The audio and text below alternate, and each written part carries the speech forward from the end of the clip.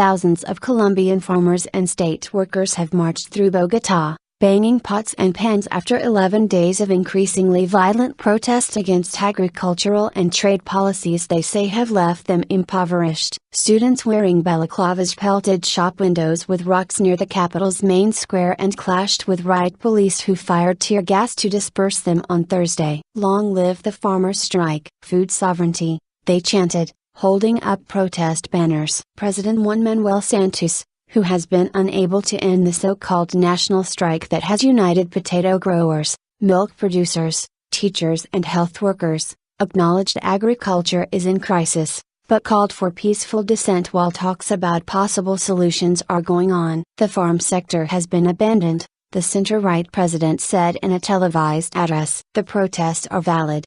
But, via dialogue, we will resolve the problems. We are in a storm, but we will persevere." Blocked roads. Protesters wearing typical farmer attire of woolen ponchos, brimmed hats and rubber boots to show their solidarity, marched in 15 columns towards the Plaza Bolivar, where the presidential palace and Congress are located. Farmers have blocked roads, snarling city-bound traffic and pressuring Santos 3 months before he must decide whether to run for a second term. "My purchase power is zero, it's only enough to survive," said Orlando Pomo, 50. An indigenous father of 6 from central Tolima province who earns less than the minimum wage farming citrus and other fruits. "The government wants us off the land so it can be given to big business. We don't get the benefits companies get." Santos said he will lift import duties on 23 products, including some fertilizers and pesticides, to help lower crop production costs. He also is working to find more permanent solutions for the farm sector's problems. Clashes between police and protesters over removal of the barricades resulted in at least 1 death and scores of injuries and arrests since the strike began on August 19.